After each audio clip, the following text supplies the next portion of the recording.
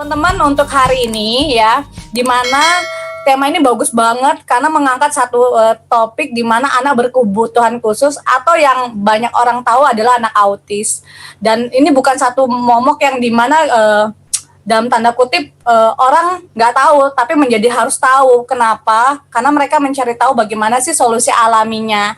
Nah, hari ini saya akan mengundang narasumber yang tepat banget karena narasumber ini adalah orang tua dari anak tersebut. Background beliau seorang praktisi kesehatan dan beliau juga adalah seorang ibu dari anak berkebutuhan khusus ya. Kondisi sekarang benar-benar mandiri, terpulihkan ya. Dan beliau juga autor atau penulis buku dari keajaiban itu bernama Ruth. Ya, dan beliau juga seorang psikolog ya. Mungkin tanpa panjang lebar ya, saya akan mengundang Ibu cantik dari Surabaya. Halo Ibu Iin. Halo Yunita, apa kabar Yunita? Sangat sehat Ibu, sangat fresh. Sehat selalu ya. Oke, teman-teman di YouTube semuanya sehat selalu. Dalam kondisi pandemik tetap stay safe, stay health bersama dengan kita, memaksimalkan waktu untuk hal-hal yang bermanfaat ya. Benar Bu, apalagi di channel ini selalu menampilkan informasi yang bermanfaat ya Bu, seperti malam hari ini. Benar banget Yunita. Saya sudah ready untuk sharing karena ini salah satu kerinduan saya memang. Nah, yang itu yang saya tahu dari bukunya Ibu ya. Ibu mau bagikan misi bagaimana orang tua terutama yang berkebutuhan khusus itu tahu ya bagaimana menangani ya Bu, bahkan membuat anak itu jadi mandiri. Nah, Ibu boleh tanya ya Bu. Bu Iin sendiri kan punya anak yang berkebutuhan khusus nih, namanya Sheila ya Bu ya? Ya, Stephanie Ruth Anshila lengkapnya, dipanggil Sheila. Sheila ya. Nah, kalau boleh tahu Bu, kondisi awalnya Sheila itu seperti apa dan Ibu mulai tahu ini anak kena autis itu dari usia berapa sih? Ya, jadi sebetulnya saya juga nggak ngeh ya Yunita bahwa anak saya mengalami satu kondisi autis gitu. Jadi saat itu saya sangat sibuk berkarir di salah satu bank swasta dan karena saya semakin sibuk semakin naik pangkat begitu ya, itu saya hampir nggak ada waktu untuk stay berlama-lama dengan anak saya, memperhatikan dan satu kondisi yang merupakan berkah ya, saya waktu itu harus keluar dari kantor karena untuk merawat suami saya yang sakit. Jadi sebetulnya karena itu saya itu berada di rumah terus gitu, karena udah nggak kerja lagi gitu. Nah, satu kali saya nonton TV, dan di TV itu kebetulan disiarkan tentang anak autis. Nah, sebetulnya saya sudah agak heran gitu ya, kenapa anak saya ini nggak pernah memandang kalau misalnya di kudang gitu, tahu ya, orang Jawa bilang di kudang gitu ya. Itu dia tidak pernah kontak matanya melihat ke saya, dia selalu melihat ke atas begini, kayak gitu ya. Jadi pada waktu itu saya tidak concern untuk melihat anak saya, anak kami gitu ya. Dan usia 1,5 tahun itu kami mulai menemukan satu gejala yang aneh. Anak ini gampang sekali marah gitu ya, dan kalau marah dia nangis gitu ya, kepalanya itu dibentur-benturin tembok. Itu yang saya ingat sekali gitu ya. Dan kemudian dia gampang sekali menangis. Kalau nggak menangis, kerjanya cuma diam gitu ya, sambil ngeliatin ke atas gini terus, seperti itu. Nah, ini fotonya. Ini ya, ini Sheila waktu kecil. Itu dia selalu melihat ke situ, itu bukan bergaya ya, bukan sedang bergaya foto, tapi memang dia noleh terus ke sana kayak gitu. Jadi dia tidak pernah memandang ke lawan bicaranya. Nah, itu yang satu kondisi yang aneh. Terus kalau dipanggil namanya Sheila, itu dia nggak noleh sama sekali, nggak. Dia sibuk sendiri dengan dunianya gitu ya. Kemudian dia juga kalau misalnya ada lonceng di rumah itu berbunyi, itu dia bisa nangis histeris. Saya tuh sampai kebingungan, ada apa anak ini kok nangis begini gitu loh. Nah, jadi akhirnya kemudian di TV waktu itu dikeluarkan 6 gejala anak autis gitu. Dan saya kaget gitu, kok ternyata anak saya ada semua gitu loh. Ya, termasuk dia punya perilaku ritual ya, jadi dia punya kemelekatan dengan benda-benda tertentu. Dia suka banget dengan kertas gitu. Jadi kalau dia dikasih kado, dia nggak pusing sama kadonya. Nah itu lihat ya, itu kan di situ ada kadonya itu Winnie the Pooh tuh. Nah, itu nggak dianggap sama dia gitu loh, nggak diperhatikan. tapi dia ngambil kertas-kertas di dalamnya. Nah, kertas-kertas ini yang dibuat main terus gitu loh. Nah, kadang gitu dia suka bawa kemana-mana tuh kantong kresek kosongan gitu. Dan itu dibawa sampai tidur loh. Sampai tidur tuh kantong-kantong itu dibawa, kertas-kertas itu dibawa, kayak gitu-gitu. Tapi hadiahnya sendiri digeletakin gitu. Terus dia nggak mau dipeluk. Jadi kalau dipeluk itu nangis, dipeluk opanya nangis terus gitu. Jadi sampai ya keluarga itu sempat bingung gitu loh. Anak ini kenapa ya gitu? Kok bisanya cuma senyum-senyum sendiri, kalau nggak senyum nangis gitu loh. Terus juga dia nggak bisa panas, Yun. Kalau dia kan susah nelen ya. Jadi kalau dia waktu kecil itu makan itu nggak bisa disuapin begini. Jadi dia harus ditekan hidungnya, ditengadahkan kepalanya, ditekan hidungnya supaya makanan itu masuk ke dalam gitu. Jadi untuk proses makannya dia itu lama dan panjang sekali, gak selesai seperti itu. Dan ya kalau minum susunya dia oke gitu. Jadi dia panas nggak bisa, anget nggak bisa gitu. Jadi dia kayak peka, indranya tuh peka. Terus suka cium-cium apa-apa gitu, dicium kayak gitu ya. Jadi semua indranya itu kayak peka, dan kalau dia dikasih oleh-oleh mantel berbulu gitu, bisa teriak-teriak dia itu. Dan kalau dia komunikasi sama kita, dia kan nggak tahu ya caranya gimana berkomunikasi, berinteraksi gitu ya. Jadi pada waktu kecil itu dia kalau minta sesuatu dia narik tangan saya gitu, ditarik gitu. Nah jadi saya nih suruh bingung gitu loh, ini minta apa gitu loh. Jadi saya harus cari-cari gitu, ini apa ya kira-kira yang diminta ya. Terus saya tunjukin, ini Bu. Terus dia gini gitu, terus ya ternyata yang diminta itu selai. Jadi ya begitu gejala-gejalanya itu muncul di 1,5 tahun usia waktu itu. Berarti Ibu udah tahu dari 1,5 tahun itu ya Bu ini ya? Perasaan naluri ibu itu tidak bisa dibohongin gitu. Ya. Dan informasi dari TV listnya 6 list itu semua ada di Sheila kan Bu? Benar. Ya, benar. itu yang membuat Ibu confirm berarti anak ini memang anak berkebutuhan. Dan Ibu ada bawa ke dokter juga nggak untuk ngecek dia, memastikan lagi? Oh ada Yun. Jadi saya bawa keliling ke dokter, ke beberapa dokter terus terang kayak gitu ya. Dan macam-macam pendapatnya tuh. Saya bawa ke dokter spesialis anak ya. Nah dokter spesialisnya tuh cuma ngomong gini, Bu sabar aja, namanya juga anak berbeda-beda. Kan belum ngomong Yun, sampai 2 tahun tuh belum bisa ngomong gitu loh. Ngomong ya. Benar gitu. Jadi katanya kan tiap anak itu pertumbuhannya beda-beda. Kakaknya udah bisa, nanti adiknya punya waktu tersendiri. Saya pikir masuk akal juga ya. Gitu. Tapi saya itu ada sesuatu di sini, di hati saya tuh kayak ngomong, ini anak pasti ada sesuatu deh gitu. Kan zaman itu ya, zaman tahun 98 itu kan Sheila lahirnya 97 ya. Tahun 98, 99 itu autis itu belum terkenal seperti sekarang. Jadi boleh dibilang tuh jarang banget gitu. Jadi ya saya nggak kepikir sampai anak saya itu autis gitu. Kemudian tuh setelah nggak bisa ngomong gitu ya, kemudian juga dia muncul perilaku-perilaku yang aneh-aneh, ritual gitu ya. Kalau mau naik tangga itu dia tekan-tekan tangganya tuh dengan tangan gini. Terus kemudian dia suka, kalau di tempat umum itu dia suka tiba-tiba itu lari, terus dia kayak cuci tangan, kayak terkeran itu kayak ada cuci tangan, padahal nggak ada apa-apa, iya gitu. Jadi ya mohon maaf ya, itu orang lain mungkin lihat anak saya itu insane gitu, agak gila gitu, agak aneh gitu ya. Iya, tiba-tiba nanti putar-putar di bawah tuh, nangis-nangis putar-putar, badannya dijatuhin di mall kayak gitu. Saya hati ini harus malu, tapi ya nggak boleh malu kan, kayak gitu loh. Nah jadi kemudian saya bawa ke dokter, beberapa dokter, akhirnya saya juga ke psikiater gitu. Nah itu ada beberapa psikiater yang mengatakan bahwa ini autis gitu. Terus dikasih obat dokter gitu. Nah kemudian saya cek ya obat dokternya itu sebetulnya apa, karena kan saya mulai cari literatur, buku-buku autis waktu itu belum banyak. Jadi saya carinya di perpustakaan. Di perpustakaan saya baca jurnal, karena buku belum ada waktu itu. Jadi saya baca jurnal-jurnal dari Amerika, Eropa, saya baca, dan di situ saya temukan bahwa autis itu dikatakan tidak bisa disembuhkan. Satu kondisi yang menetap, gangguan perkembangan otak, gangguan perkembangan syaraf yang menyebabkan si penderita ini tidak mampu berkomunikasi dan berinteraksi sosial dengan orang lain. Nah, jadi itu gangguan itu sifatnya menetap kayak gitu.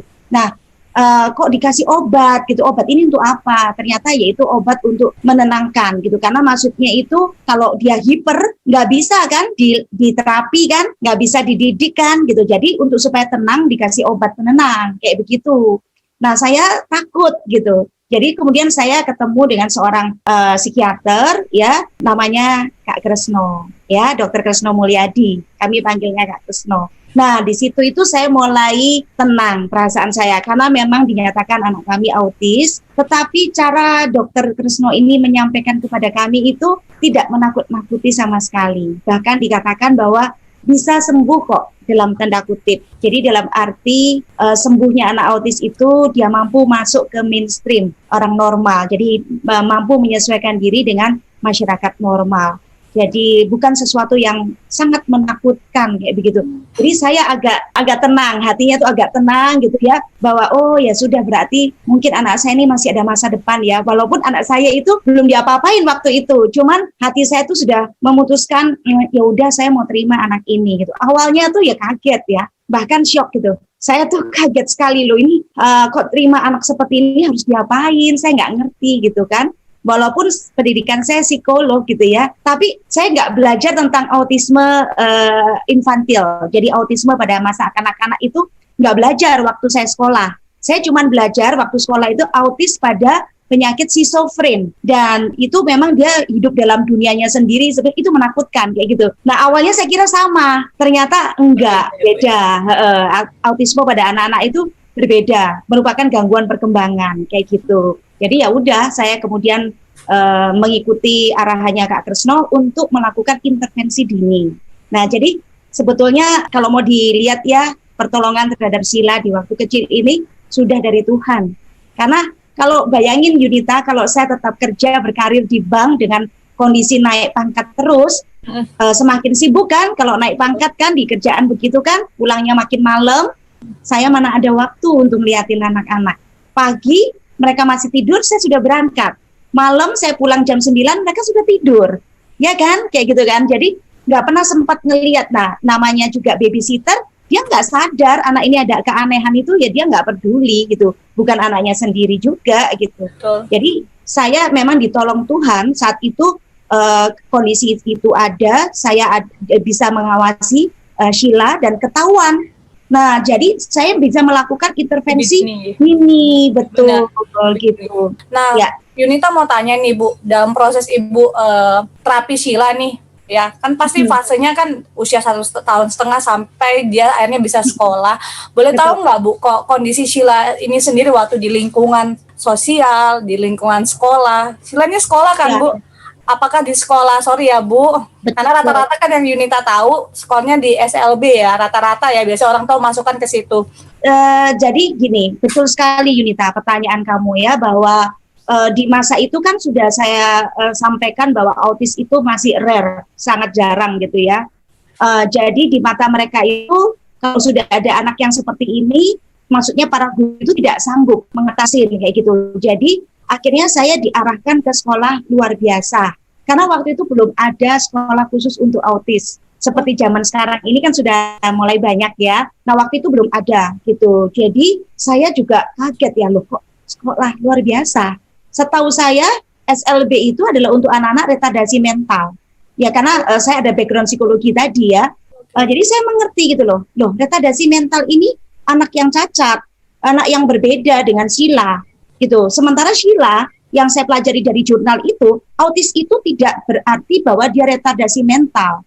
Banyak anak autis itu kebanyakan cerdas, bahkan ada yang genius seperti itu gitu. Nah, jadi tidak bisa disamakan. Nah, anak autis itu belajar dari meniru, imitasi. Apa yang dia lihat itu yang dia tiru seperti itu. Nah, kalau dia melihat anak cacat, maka dia akan jadi seperti itu dong gitu loh. Itu logika saya. Jadi saya nggak mau Yun. Saya tidak mau menyekolahkan, waktu itu ada juga sekolah yang cuman isinya itu 3 murid gitu, tapi dengan bilingual. Itu saya juga nggak mau masukkan. Karena anak autis dimasukkan bilingual, pasti dia akan jadinya bingung. Karena dia mengimitasi, dia bingung. Bahasa yang mana yang dipakai? Sebentar ganti Inggris, sebentar ganti Indonesia. Dia bingung pasti gitu loh. Nah, jadi saya sudah memutuskan bahwa Sheila harus sekolah normal. Dan itu memang kami berkeliling dari satu sekolah ke sekolah lain, tidak diterima kami ya, sampai akhirnya saya minta tolong untuk sit in saja. Jadi kami bayar uang sekolah, tapi sila ibaratnya nggak usah diajarin deh. Pokoknya diizinkan untuk duduk di dalam kelas itu aja. Seperti itu. Dan kami diizinkan di salah satu sekolah TK Bunga Bangsa waktu itu. Dan kemudian sila juga dikasih masa percobaan waktu di SD Santa Clara. Dia harus masa percobaan 6 bulan gitu. Kalau misalnya nilainya dia bisa mengikuti, ya lanjut. Kalau tidak bisa, dia harus keluar karena ada banyak protes dari para orang tua. Sudah kondisinya tuh kayak gitu. Jadi ya saya berpacu dengan waktu.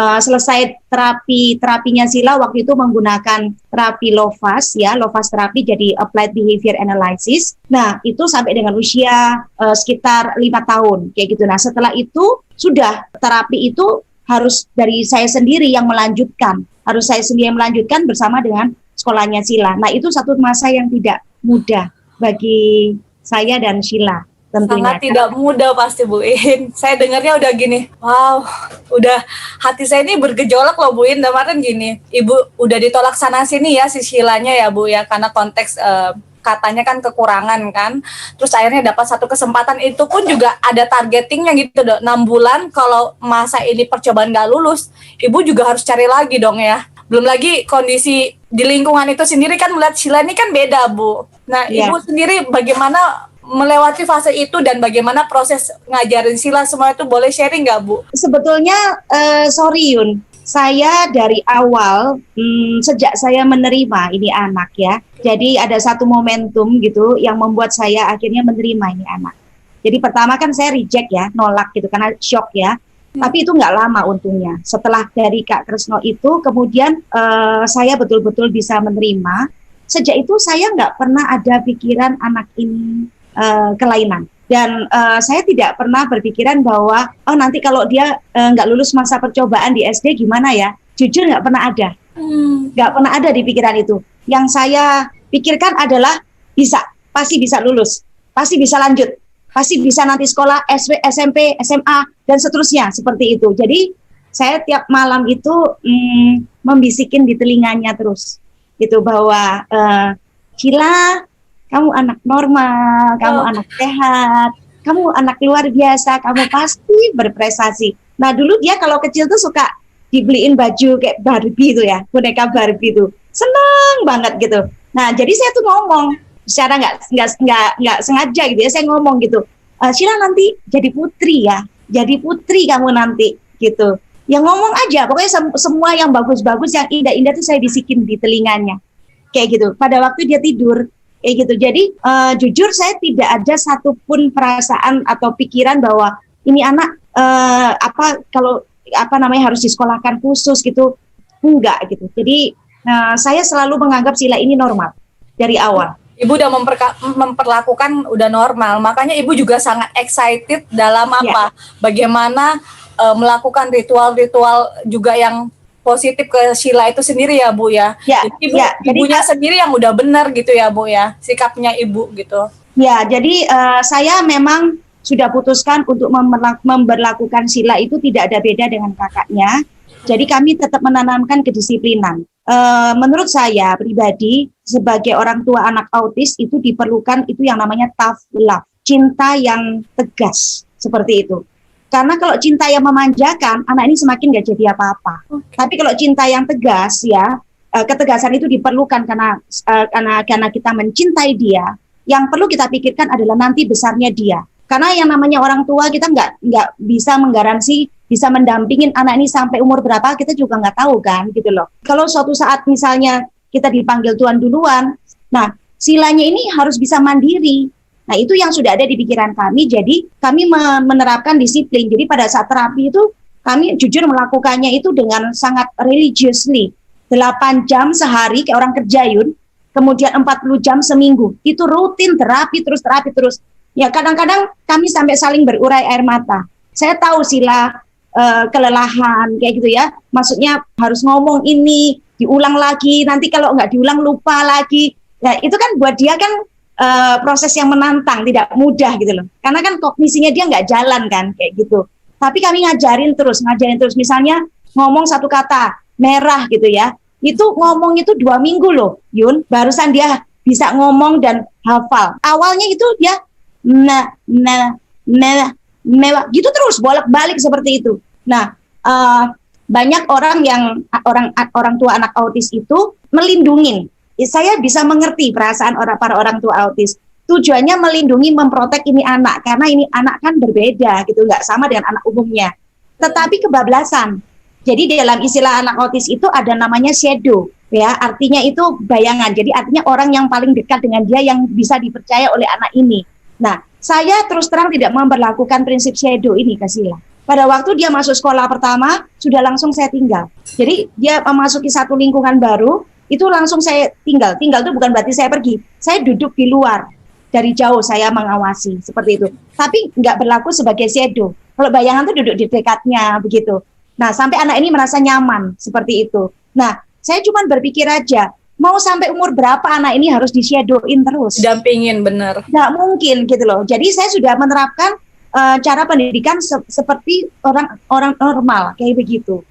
Kalau yang saya lihat ya, banyak orang tua anak autis juga memperlakukan, mohon maaf, homeschooling, gitu. Nggak ada salah dengan homeschooling, oke-oke aja. Tapi ya itu, akhirnya nanti pada suatu saat anak ini harus terjun ke masyarakat, terjun ke orang normal. Kalau tidak dibiasakan dari sejak dini, dia kaget gitu loh.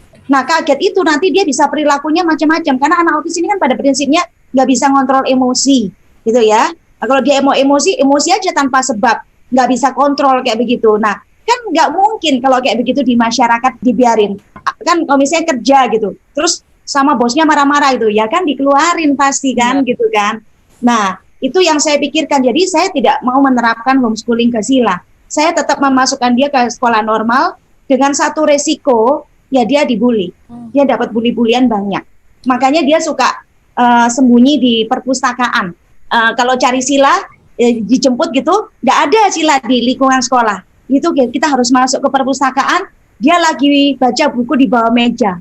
Gitu. Nah, itu menurut dia dunianya. Dia baca buku itu buku pewayangan, tau nggak? Selalu baca buku itu gitu. Jadi mungkin disitulah dia merasa nyaman. Dan juga kamar mandi. Kamar mandi itu tempatnya dia berlindung, seperti itu. WC itu, kayak gitu. Jadi dia memang mendapatkan bully-bulian ini dari kecil, kayak gitu. Tapi ya mau nggak mau, saya hanya bisa memilih. Kalau nggak kecil dapat, besarnya juga dapat. Benar nggak gitu loh. Jadi saya lebih memilih, ya udahlah dari kecil kamu saya latih Sila, kita berdua bersama-sama menghadapi ini gitu. Pernah dia dibully pas saya ada di belakangnya, yang bully itu saya sudah gemes aja itu sama anak cowok itu membuli anakku. Tapi ya akhirnya saya nggak ngapa-ngapain karena Silanya akhirnya oke aja. Sila menurut saya walaupun kecil dia kuat ya, dia kuat dari kecil. Bu In, bagi saya tuh sebenarnya mentalnya udah terbangun ya, karena mentalnya Bu In, dia melihat Bu In kan, Bu In kuat, Sila juga menjalani dengan kuat ya. Di usia itu sekolah SD umur berapa ya Bu, kalau boleh tahu? SD itu dia dibully, tapi dia masih antara ngerti dan nggak ngerti gitu ya. Kemudian SMP, nah itu SMP itu mulai lah ya. Jadi ini ada fotonya kalau nggak salah. Boleh nggak Bu, waktu di sekolahnya Sila? Ya, kami menemukan bakatnya. Jadi bakatnya itu ternyata di fashion. Jadi anak autis itu pasti ada satu bakat tertentu, biasanya di bidang seni ya.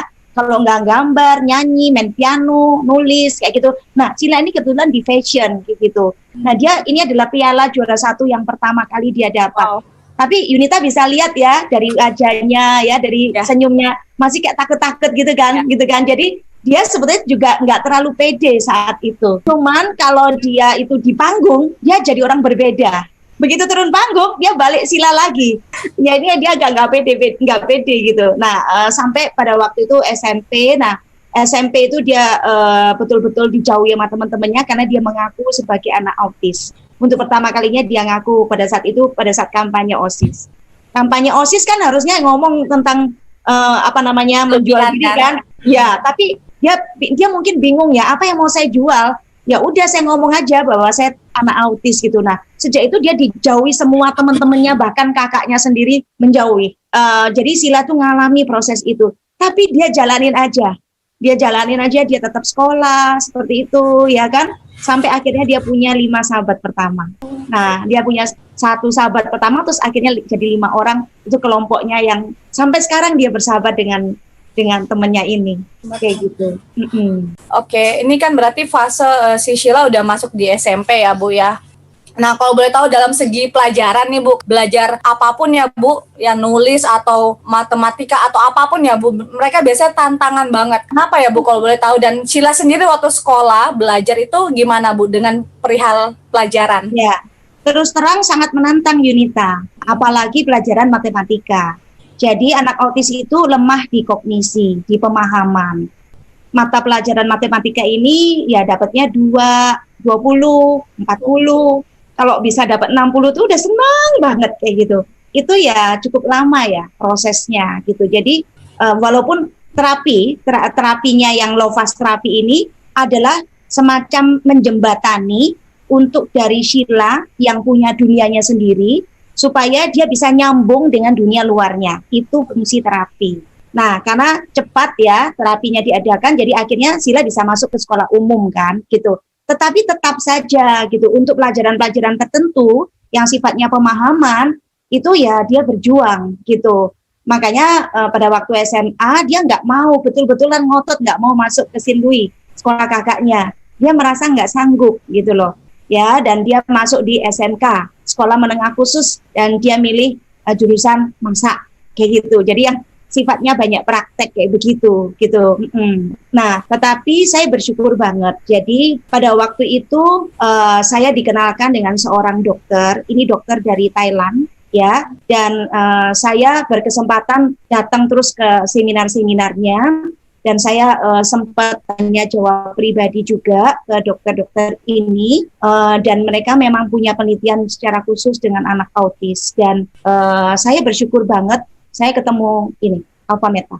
Nah, Alpha Meta ini nutrisi, jadi dia bukan obat. Saya sukanya itu. Kalau obat saya sudah pasti nggak mau kasih gitu, karena takutnya nanti malah ketergantungan gitu ya. Gitu. Jadi saya mau pakai yang alami aja. Seperti judul hari ini kan solusi alami ya, Yunita ya. Jadi ini alami banget karena ini dari kulit ari beras merah. Memang beras merah spesial dari Thailand, kayak gitu. Dan itu dia sifatnya adalah sebagai makanan pokok sel. Jadi saya boleh ditunjukkan gambar yang tentang Alpha Meta ya. Nah, ini yang paling penting. Jadi di situ ada namanya polisakarat peptide. Polisakarat itu menghasilkan energi dan peptide itu menghasilkan enzim. Gitu. Dan energi dan enzim ini sangat diperlukan untuk sel itu bisa berfungsi maksimal. Nah, coba Yunita perhatikan gambar yang di kanan itu. Itu sel itu dikelilingi oleh membran sel, kulit sel ya. Kulit permukaan sel itu ada pori-porinya. Nah, pori-porinya ini sangat kecil, ukurannya mikromolekul gitu. Nah, kalau polisakarat peptide yang umum, yang besar itu yang hijau-hijau itu. Nah, ini dalam bentuk alfa PSP. Alpha polisakarat peptide itu yang kuning. Yang kuning-kuning itu bisa langsung masuk ke pori-pori sel tersebut sehingga memberi makan inti sel. Nah, ini yang menjadi makanan super buat sel. Nah, saya kasih sedikit teknis ya. Jadi otak manusia itu adalah satu organ yang paling kecil. Dia beratnya cuma sekitar 1,4 kilogram saja. Tetapi dia mengambil darah dan oksigen itu sekitar 15-20%. Jadi cukup besar ya. Karena sangat pentingnya ini otak. Dan otak itu di dalamnya itu ada sel-sel saraf, jumlahnya itu 10 miliar sampai 14 miliar. Banyak banget gitu yang dibilang sel saraf atau neuron. Nah, di situ untuk anak-anak autis ini seringkali itu nggak bersambung. Jadi saya pernah lihat fotonya, itu kalau misalnya anak autis itu dia fotonya tuh renggang-renggang gitu loh. Tapi kalau anak umum itu rapat-rapat gini. Nah, gitu. Jadi antar neuronnya itu nggak nyambung gitu. Nah, jadi saya berpikir kalau seandainya sel ini dikasih makan yang tepat, sel otak ya, gitu ya, dia akan berfungsi maksimal. Kayak begitu. Itu saya simple aja pikirnya. Nah, sejak itu usia 12 tahun saya kasih Sheila Alpha Meta. Tapi kan Sheila akan susah nelan. Ya, bahkan sampai sekarang aja dia kalau nelen kapsul itu agak lama gitu loh. Ya, susah nelan ya. Dan makanya saya kasih 2 kali, pagi sama malam, seperti itu. Nah, kemudian tahun 2014 saya ketemu juga dengan dokter dari Amerika Latin, dan di situ saya juga interview pribadi, ya tanya secara pribadi, dan saya dikenalkan alat yang namanya alpha spin ini, gitu. Nah, alpha spin ini dia bisa membentuk medan kuantum. Ini hebatnya alpha spin itu, dia sebetulnya tugasnya adalah mengharmonisasi frekuensi dalam tubuh kita. Jadi dalam tubuh kita itu ada kayak semacam gardu listriknya, dia itu memancarkan listrik. Nah, ada frekuensinya gitu loh. Nah, frekuensi itu harus balance dengan frekuensinya alam semesta.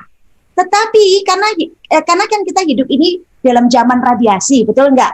Ada banyak handphone, wifi, komputer, dan lain sebagainya, teknologinya makin canggih-canggih. Nanti 5G keluar, makin canggih lagi, makin keras lagi radiasinya, seperti itu. Nah, ini sebetulnya gunanya untuk mengharmonisasi itu. Dan tugasnya adalah merestruktur cairan apapun menjadi mikromolekul. Nah, akhirnya saya menempatkan itu 4 posisi seperti Anda lihat di gambar ini. Itu akan terjadi satu frekuensi yang balance seperti di desa Bama. Nah, jadi dia seperti ini. Ya, cuman kita nggak bisa lihat dengan mata telanjang. Jadi hanya anak-anak indigo yang bisa melihat ini. Ya, oke. Nah, saya letakkan seperti ini ya di kamarnya Sila. Ya, coba lihat di bawahnya itu terapi kuantum. Nah, ini ya. Nah, ini saya letakkan. Ini kamarnya Sila. Saya letakkan di sisi-sisi ranjangnya gitu. Supaya pada saat dia tidur, selama tidur itu kan terjadi proses perbaikan sel yang paling bagus kayak gitu kan. Nah, itu supaya tidak diganggu dengan radiasi kayak gitu. Nah, jadi supaya tetap balance, harmonize gitu. Nah, kemudian saya kasih satu lagi torch, itu dikasih torch itu maksudnya sinar. Nah, seperti ini. Nah, itu dikasih sinar. Dan itu saya taruh di belakangnya kepalanya Sila selalu. Ini Sila tidur gitu ya di situ. Nah, di bawah bantalnya juga ada satu lagi seperti itu. Jadi memang saya memutuskan untuk investasi jangka panjang. Ini cuma sekali aja beli cukup karena ini tidak habis, tidak ada kadaluarsa selama nggak pecah ya. Jadi cukup investasi sekali saja. Nah, itu saya berpikir bahwa saya sudah akan melakukan investasi demi masa depannya Sila. Karena saya masih melihat Sila ini masih belum belum mantap gitu loh untuk dilepas ke masyarakat. Oh ya, yang gambar tadi itu yang itu air galonan aqua, itu kami minum sepanjang hari air itu. Jadi air itu dikasih di atasnya dikasih alpha spin torch semalaman. Kami kasih semalaman. Jadi supaya dia berubah menjadi living water, air heksagonal gitu. Jadi Sila minum selalu dari air alpha spin kayak begitu. Nah, saya kasih, tapi saya juga secara mindset saya itu saya percaya gitu loh. Saya percaya Tuhan akan tolong kalau Tuhan memang mau tolong lewat alat-alat ini, pasti akan terjadi seperti itu gitu. Jadi teman melihat bahwa masa depannya Sila itu pasti lebih bagus, pasti dia akan lebih mantap. Nah, satu kali itu kan 2014 ya. 2014 saya belikan itu kuantum itu dan terjadi miracle. Nah, iya terjadi miracle. Tahun 2000 sekitar hampir 2014 akhir, Sila kan pakai guru ya, guru les khusus matematika. Nah, gurunya itu yang mengatakan gitu bahwa sudah nggak perlu les lagi. Saya tuh pertama kaget loh, kenapa? Apa karena ini sudah nggak sanggup ngajarin Sila, karena kan dia bolak-balik itu gurunya tuh ngomong sama saya, aduh ngajar Sila ini saya bingung caranya gimana lagi. Diajarin sebentar lupa, kayak begitu loh Yun. Kayak itu, makanya saya nggak pernah nggak pernah marahin dia kalau nilainya tuh jelek, beneran nggak pernah kayak gitu. Jadi sudah terimalah kayak gitu. Nah, pada saat itu gurunya bilang nggak perlu les. Terus gurunya tuh bilang gini, Ibu nggak lihat danemnya Sila, coba lihat Bu. Ya kan, saya bilang kan dapat itu kadang-kadang angka 6 tuh 1 kali, 2 kali, tapi udah seneng banget gitu angka 6 ya. Tahu nggak? Angkanya 95 yang dekati 100 itu. Jadi saya tuh sampai kaget loh. Jadi gurunya tuh ngomong, Sila konsentrasinya berubah total, menjadi sangat bagus. Nah, ini saya yakin adalah kerja dari 2 ini. Saya yakin banget. Karena dari dalam sel-sel neuron tuh dibentuk, dikasih makan. Maksudnya dikasih makan sama polisakkarid peptide tadi, alpha polisakkarid peptide tadi. Sehingga ya sel-sel itu bertumbuh gitu loh. Berkembang biak itu jadi sel-sel yang baik. Kalau sel-sel yang mati udah nggak bisa diapa-apain. Nah kan zaman dulu sebelum abad 20, orang itu bilang bahwa plastisitas otak itu ada batasnya. Usia terbaik itu adalah sebelum 3 tahun, 4 tahun. Itu naik Momennya, gini, Bu, ya. grafiknya naik gini. Tapi setelah 4 tahun itu sudah mulai ngelandai. Nanti umur berapa itu berhenti. Tapi sekarang anggapan itu dibantah. Ternyata itu masih bisa bertumbuh. Otak di bagian manapun seperti itu. Kecuali kalau sudah mati selnya. Nah, alfa meta ini memberi makan sel-sel yang rusak tadi, yang pingsan-pingsan itu tadi. Dan benar itu terjadi. Sedangkan alpha spin quantum itu membuat kondisi harmonize sehingga anak-anak yang hiperaktif itu menjadi tenang. Karena Sila punya ponaan, sepupu ya, punya sepupu itu juga sama autis. Sama-sama autis, tapi dia tidak sempat diintervensi secara dini. Jadi sampai sekarang itu ya hiper gitu. Nah, itu kalau saya kasih pinjam alpha spin ini ditaruh di kamar tidurnya, dia tidur tenang. Kalau nggak dikasih, nggak tidur sampai jam 3 pagi itu nggak tidur. Nah, jadi memang terbukti ini itu mengharmonisasi frekuensi.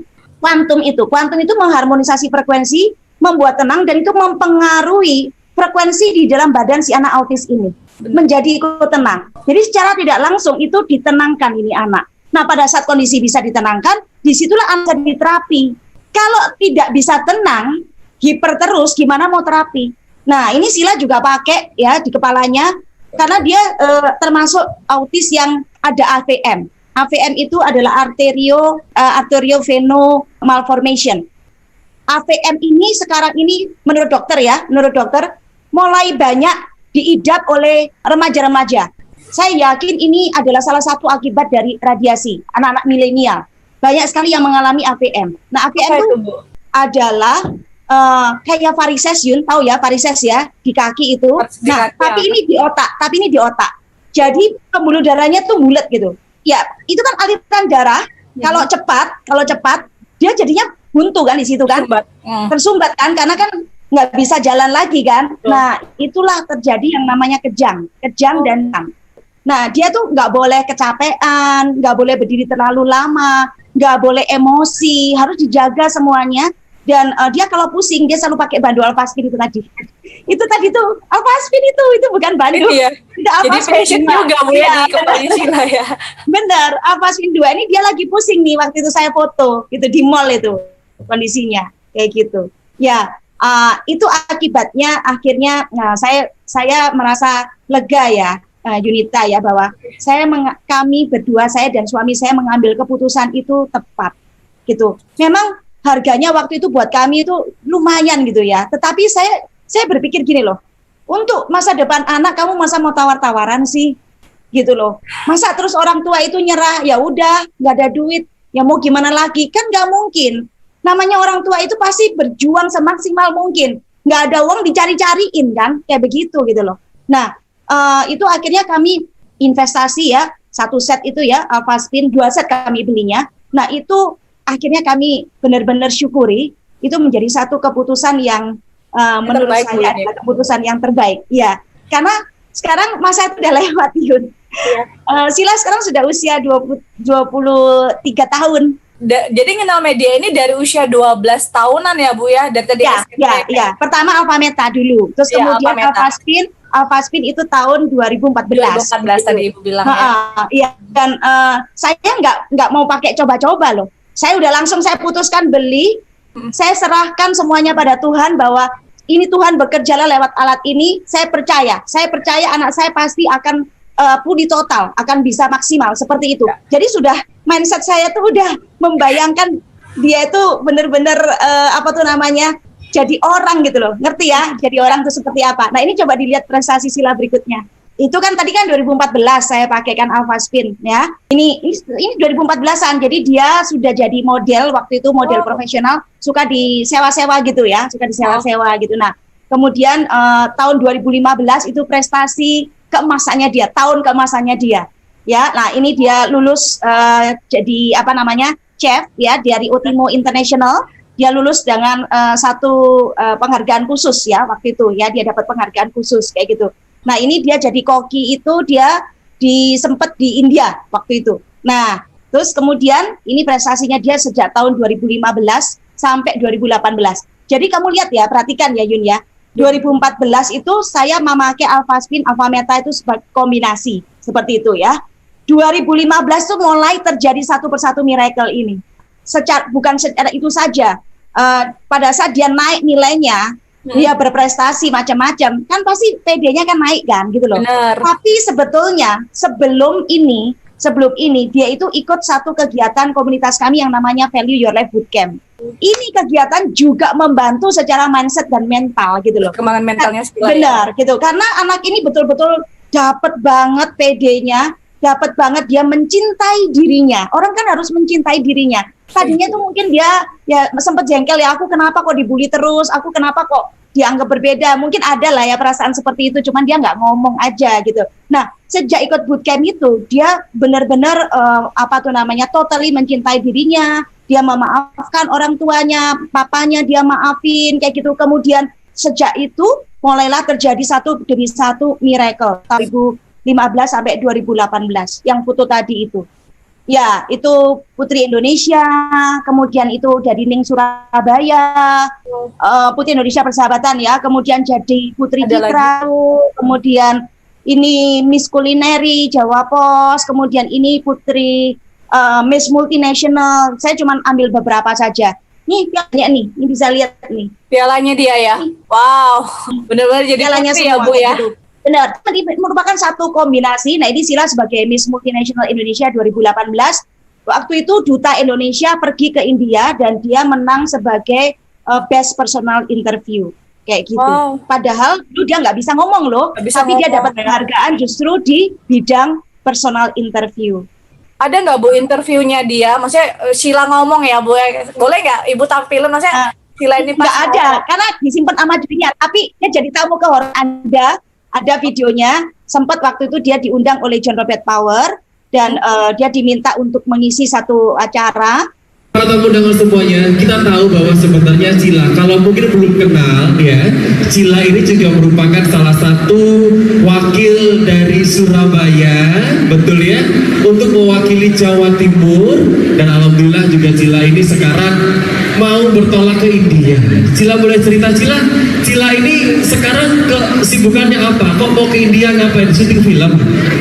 Sebenarnya gini Mas, saya sudah ke India, saya sudah lomba kemarin dan puji Tuhan, saya mendapatkan walaupun saya nggak place pada saat itu, tapi saya mendapatkan predikat yaitu Best in Personal Interview dan itu adalah salah satunya berkat dari John Robert Power. Seperti itu. Jadi sama saya bertolak ke India itu bulan Januari kemarin, selama 2 minggu saya bersaing dengan 28 negara untuk mendapatkan mahkota Miss Multinational. Tepuk tangan dulu boleh dong buat Sheila. Lalu? Dan kemudian selama 2 minggu saya karantina dan kemudian banyak babak yang saya lewati dan jujur saya merasa bahwa ini bukan kesempatan saya. Saya percaya diri akan kemampuan berbicara saya, bagaimana saya mempengaruhi orang dan saya tunjukkan itu dan berkat dari John Robert Power saya bisa tunjukkan hal itu. My brand is how I attract people dengan begitu tepat dan benar sehingga mendapatkan predikat Best Personal Interview dari 28 negara. Tepuk tangan lagi boleh dong buat Sheila kalau begitu ya. Para tamu undangan, saya mau bongkar satu rahasia dari Sheila. Karena Sheila juga merupakan teman saya dan jujur saya takjub sama Sheila. Gak usah bongkar ya. Sheila ini dulu waktu kecil ada kasus yang khusus yang Sheila alami. Jadi Sheila dulu waktu kecil Sheila mengalami yang namanya kesulitan untuk berbicara. Betul Sheila ya? Betul sekali Mas. Itu namanya apa? Saya lupa soalnya. Autisme. Nah, autisme. Jadi Sheila juga penyandang autisme. Sheila dulu sulit berbicara. Sheila orangnya nggak fokus. Sheila orangnya kemana-mana. Tapi sekarang Sheila menjadi orang pribadi yang berbeda.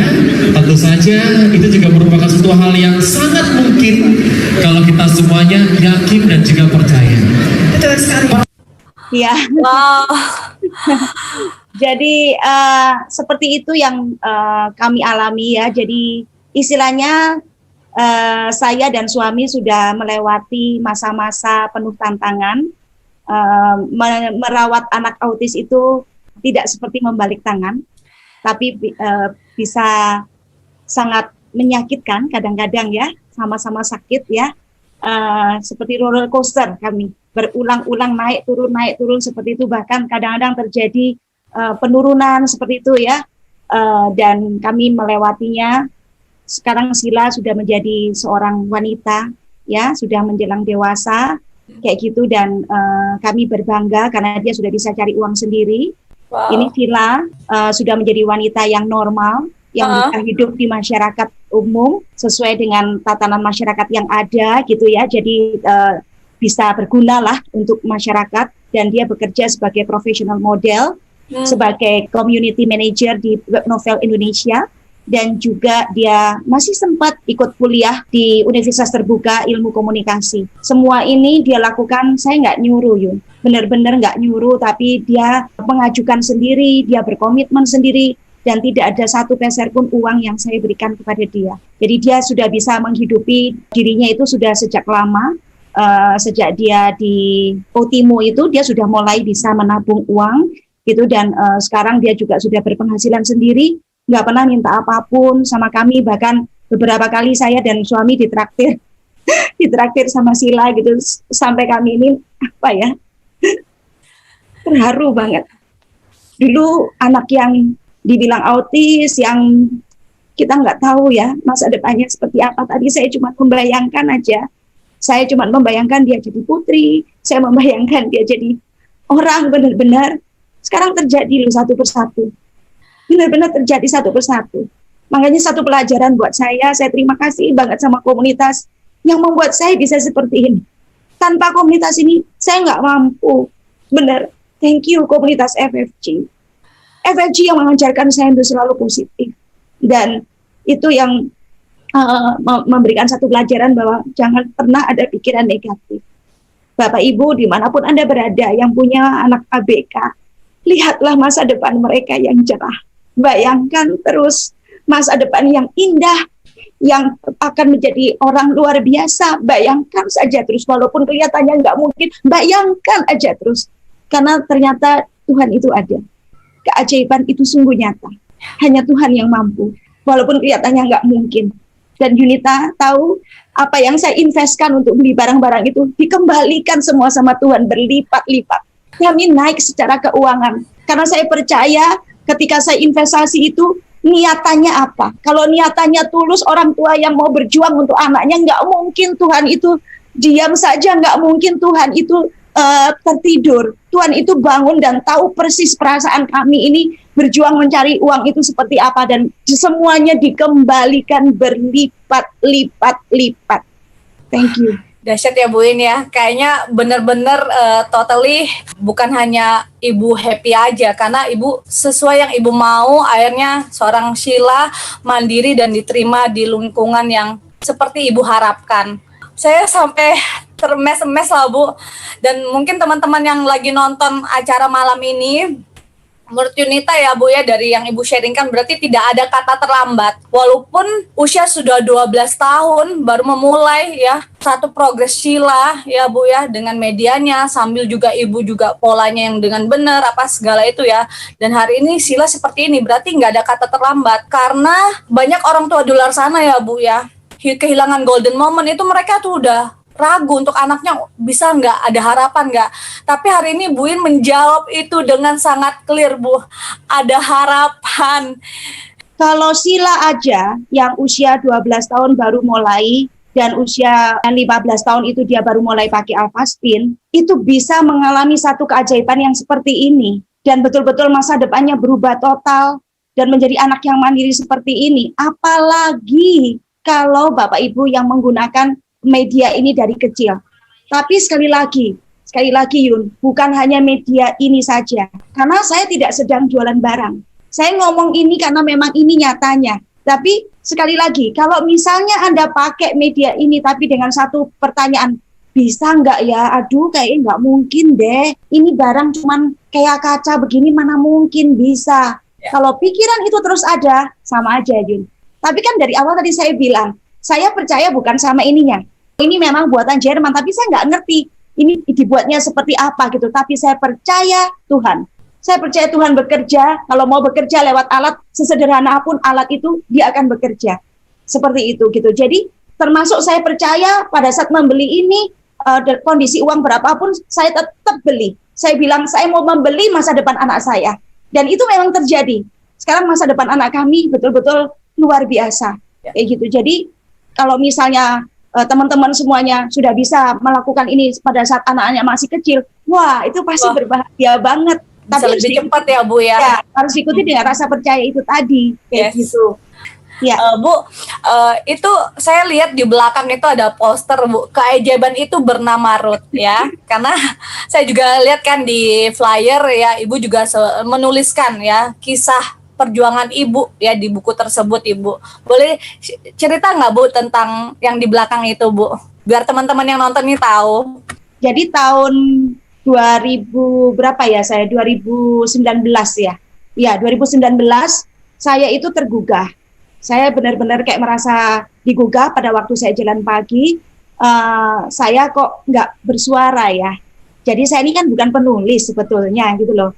Tapi kayak seperti ada dorongan dalam hati saya itu yang mengatakan kamu nulis dong gitu. Karena biar mereka itu tahu bahwa keajaiban itu, bahwa Tuhan itu ada, bahwa keajaiban itu nyata gitu. Dan tiba-tiba Yun, saya itu ambil laptop dan bisa menulis dengan lancar. Jadi buku itu saya tulis dalam waktu efektif 3 bulan. Itu hampir nggak mungkin loh Yun. Jadi seperti kayak ya memang ada bantuan dari Tuhan banget gitu ya. Pada saat membuat tulisan itu seluruh hati saya tuangkan di situ. Bener. Ya saya cuman mau tergerak gini Yun. Di belahan dunia manapun, di mana ada anak-anak tersembunyi, anak-anak autis ataupun ASD ataupun anak-anak yang mendapatkan anugerah apapun dari Tuhan, kelainan apapun, kekhususan apapun, supaya mereka keluar dari tempat persembunyiannya. Lewat cerita Sila ini, supaya mereka menemukan harapannya, bahwa mereka adalah ciptaan terindah dari Tuhan. Dan bagi para orang tuanya, supaya para orang tua ini tidak malu, tidak menyembunyikan mereka, tidak membuang mereka, tapi justru menerima mereka dan membuka jalan masa depan yang indah untuk mereka. Karena kalau Yunita tahu ya, banyak orang-orang besar itu yang dulunya bukan siapa-siapa. Thomas Alva Edison itu juga anak autis. Benar. Yang mamanya bilang bahwa dikasih surat, suruh keluar dari sekolah, tapi mamanya pada waktu membacakan surat itu ke Thomas kecil, dia bilang, kamu anak yang luar biasa. Mamanya bilang gitu. Ini sekolah nggak sanggup untuk ngajarin kamu, maka kamu harus homeschooling sama mama. Padahal tulisannya nggak seperti itu. Beethoven itu juga sama, kayak gitu. Helen Keller sama, kayak gitu. Jadi banyak orang-orang besar yang hari ini dikenang ya oleh masyarakat ya, dihormati betul-betul namanya. Itu di masa kecilnya itu juga anak yang terlahirkan nggak sempurna, ya kan? Sebetulnya anak yang tidak sempurna itu bukan tidak punya masa depan, tapi sangat punya masa depan yang cemerlang dan bahkan bisa jadi orang yang berguna bagi masyarakat, bagi dunia. Tapi harus ada yang buka pintu, harus ada yang buka jalan, harus ada satu orang yang buka jalan, orang tuanya. Memang selalu ada perantara, asal mau cari solusi kayak Ibu juga ya, selalu cari solusi dan selalu cari cara.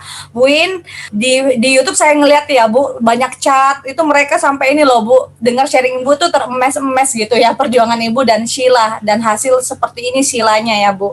Nah Ibu, di sini ada beberapa pertanyaan.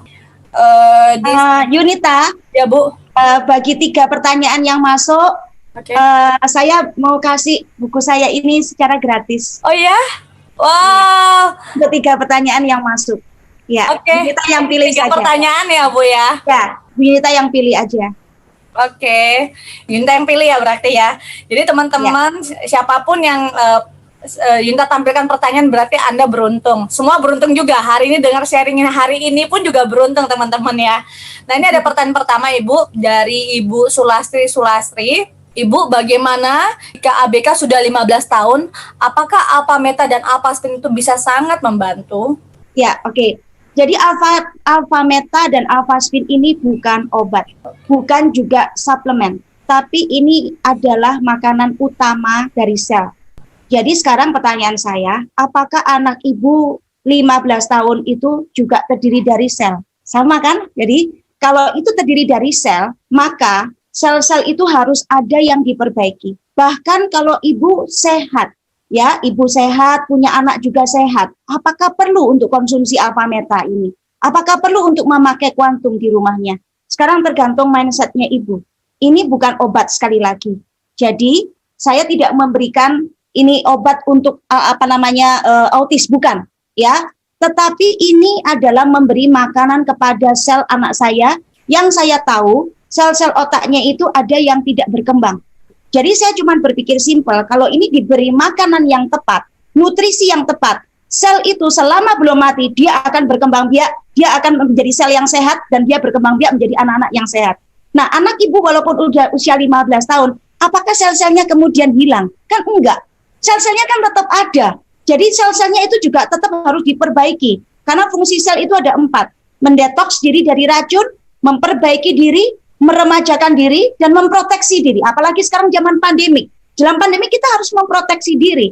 Nah, sekarang anak ibu autis atau enggak autis, apakah perlu diproteksi? Perlu. Jadi jawaban saya, ini perlu untuk semua anak, untuk segala usia, mau usia berapapun, silakan alfa meta. Nah, alfaspin ini sudah bukan satu pertanyaan lagi. Kenapa? Karena zamannya sekarang adalah zaman radiasi. Radiasi itu adalah silent killer.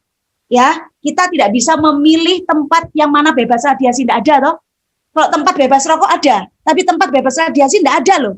Jadi di mana-mana tuh selalu ada radiasi. Nah, satu-satunya jalan supaya tidak merusak sel, supaya kita nanti tidak ujung-ujungnya kena kanker, supaya anak autis ini nggak makin parah autisnya, satu-satunya jalan adalah alfaspin. Itu yang pandangan yang saya pakai. Oke, thank you. Sendiri ya, Bu. Boleh silakan satu buku untuk Bu Sulastri. Oh, congratulations ya. Oke, ini yang pertama dan yang kedua Ibu, ini dari Umang Lauje. Bagaimana penanganan kalau si anak belum bisa bicara? Kan banyak sekarang speech delay ya, Bu ya. Nah, bagaimana Bu penanganan dengan media, mungkin media dari kita atau ada solusi lain dari Ibu? Ya, oke. Jadi mesti paham dulu bagaimana proses bicara itu terjadi. Itu ada hubungannya dengan otak. Memberi perintah kepada pusat bicara. Jadi di otak itu ada namanya pusat bicara, pusat komunikasi ya, pusat emosi gitu ya. Ada pusat motorik kayak begitu, macam-macam seperti itu. Jadi, nah disitulah terjadi kalau dia nggak bisa bicara, itu berarti ada sesuatu yang trouble. Jadi otomatis penggunaan media alfa meta, alfaspin ini akan membantu. Sekarang tinggal percepatannya saja yang tergantung dari kerusakannya. Karena kita tidak pernah tahu kerusakan tiap orang itu berbeda. Autisnya tuh banyak macam. ASD, Autistic Spectrum Disorder, itu rentangnya sangat luas. Jadi kita tidak bisa samakan, tidak bisa bandingkan anaknya Bu Iin bisa begini, anak saya kok nggak bisa bandingkan satu sama lain. Seperti itu. Jadi kalau mau Ibu pakai dan percaya saja. Nah, pasti pada waktunya nanti akan ngomong juga gitu loh. Jadi jangan banding-bandingin lagi, loh itu anak itu kok cepat ngomong, saya kok belum. Enggak bisa seperti itu. Kayak itu. Tetapi apakah berfungsi, apakah berpengaruh? Sudah pasti berpengaruh. Kayak begitu. Ya, seperti yang Ibu In tadi bilang ya Bu, kalau yang dari 12 tahun aja di treatment kan ini hasilnya seperti ini, apalagi dari awal ya Bu ya, golden momentnya dapat ya. Ya, Sila mengalami terlambat bicara cukup lama. Dia belum punya alfa meta alfaspin waktu itu. Jadi terapi Lovas ini juga membantu dia untuk mengucapkan kata. Karena saya sendiri yang ngajarin. Saya sendiri yang ngajarin dia tuh mengucap satu kata aja itu satu kata itu 2 minggu. 2 minggu. Satu kata ya, bayangin 2 minggu gitu. Misalnya ngomong mangga, jeruk itu kadang tukar-tukar dan lain sebagainya. Nah awal tuh dia malah nggak bisa ngomongnya. Seperti itu. Jadi dia terlambat sekali bicaranya. Kayak gitu. Cuman ya waktu itu karena nggak ada alat ini ya udah saya berjuang habis-habisan seperti itu. Makanya pada waktu Sila SD itu ngomongnya udah bisa, tetapi tata bahasanya masih kebalik-balik dan masih ada pengulangan, membeo. Anak autis kan suka membeo. Kayak gitu. Ditanyain dari mana, dia ngomong dari mana gitu. Jadi ya ditanya mau kemana, jawabnya bukan ke pasar tapi kemana lagi kayak gitu. Itu sering kayak gitu. Dan ini Bu ada pertanyaan terakhir ya Bu ya, dari Pak Medige ya. Nah Ya. apakah dari media ini ada efek sampingnya dan apakah sangat aman dikonsumsi bersamaan jikalau ada dia treatment yang lain gitu Bu? Oke, jadi kembali ke prinsip dasar ya, karena kita pegang prinsip aja ya. Prinsip dasarnya ini kan bukan obat, ini hanya nutrisi yang terbuat dari beras. Tapi beras bukan diambil dagingnya, melainkan ini diambil dari kulit ari. Jadi bagian antara daging dan kulit luar. Itu ada namanya kulit ari. Kenapa diambil kulit arinya? Karena di situ tuh paling banyak alpha polysaccharide peptide gitu. Jadi sekarang kalau kita lihat ya beras, semua orang itu pasti cocok dengan beras. Jarang banget orang itu alergi beras gitu. Jadi istilahnya kalau makan nasi ada efek samping nggak kira-kira? Nggak ada kan? Kayak gitu ya. Nah sama di sini. Karena ini sifatnya nutrisi yang sangat alami, tidak ada efek samping. Ya. Nah yang ada adalah detox. Jadi detox itu adalah masa 3 bulan pertama meminum alpha meta ini 3 kali sehari berturut-turut tidak putus. Jadi 3 kali sehari berturut-turut selama 3 bulan. Itu masa detox. Masa detox itu maksudnya apa? Dia membersihkan darah kita dari racun-racun yang tidak berguna. Darah ini kan mengalir ya, dia membawa oksigen dan nutrisi dan dia mengeluarkan racun seperti itu. Nah, tapi pada saat darah ini banyak lemak, ya dia ngeluarin racunnya juga tersendat-sendat. Jadi racun-racun itu masih tersisa. Itu yang digelontor oleh alpha meta. Nanti keluarnya bisa biasanya kencingnya lebih banyak. Ada yang nggak ada apa-apa, jadi nggak terasa apa-apa itu banyak sekali. Tapi ada 1-2 orang yang mengalami agak hangat sedikit badannya gitu. Tapi itu bukan efek samping. Karena ini bukan bahan kimia, nggak ada pestisida. Ini betul-betul murni ya, cara penanamannya aja panennya 1 tahun sekali, kayak gitu ya. Jadi proses penanamannya menggunakan ekosistem alami seperti itu. Jadi tidak ada pestisida, herbisida nggak ada sama sekali. Karena anak autis nggak boleh loh, seperti itu ya. Kalau ada pestisidanya, nah itu pasti tidak ada efek samping yang merugikan ya. Dan yang ada tuh detox, kalaupun ada, jadi tidak semua orang seperti itu. Kayak saya pakai ya, saya nggak ada. Sila pakai nggak ada, efek detoxnya nggak ada. Kayak gitu. Nah, itu biasanya justru akan membantu anak ini biasanya tidurnya lebih tenang, lebih lelap kayak gitu ya. Kemudian anak ini konsentrasinya akan maju, akan lebih bisa konsen gitu ya. Kemudian bisa lebih fokus seperti itu. Kemudian bicaranya mulai keluar, mulai lancar satu persatu seperti itu. Itu banyak sekali kasus yang terjadi kayak begitu. Saya nggak bisa cerita satu-satu, banyak banget yang mengalami kesaksian itu anak tiba-tiba bisa bicara, bisa nyanyi malahan gitu ya, jadi macam-macam. Jadi jangan khawatir dengan efek samping, nggak ada sama sekali. Berarti Pak Medige udah cukup jelas ya, jadi karena ini alami ya Bu ini ya? Ya, sangat alami. Wow, banyak banget pertanyaannya sih Bu. Jadi buat teman-teman yang nonton hari ini atau orang tua yang nonton hari ini, nanti bisa tanyakan lebih lanjut sama yang bagikan link informasi ini ya. Dan untuk Bu ini, thank you banget meluangkan waktu hari ini, banyak pemahaman, banyak contoh nyata ya Bu, yang bagi orang tua tuh kuncinya konsisten ya. Dan terakhir nih Bu, pesan terakhir buat orang tua yang menonton acara hari ini, orang tua yang menonton hari ini, bahkan video ini nanti akan ditonton banyak orang Bu, karena sangat menginspirasi. Ada pesan nggak Bu? Ya, oke.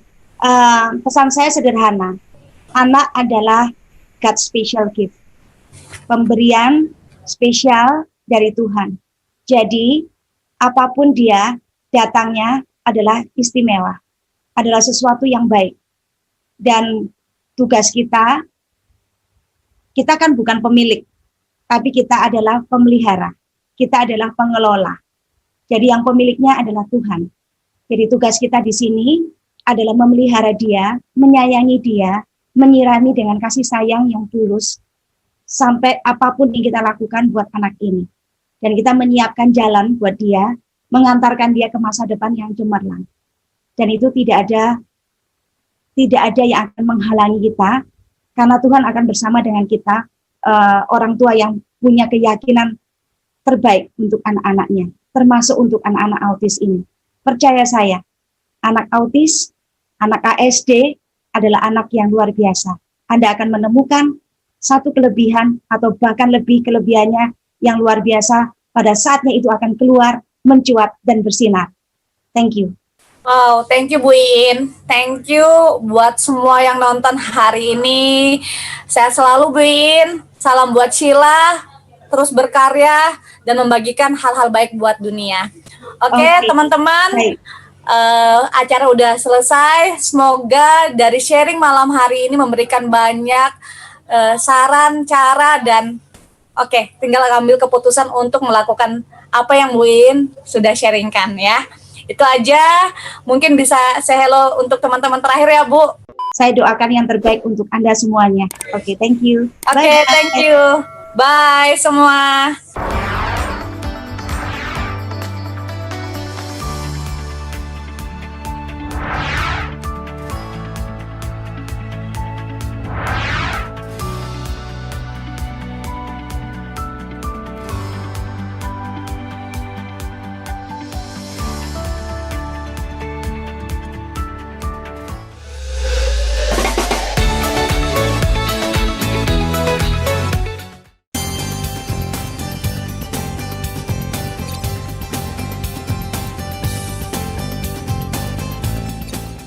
TVs, etc.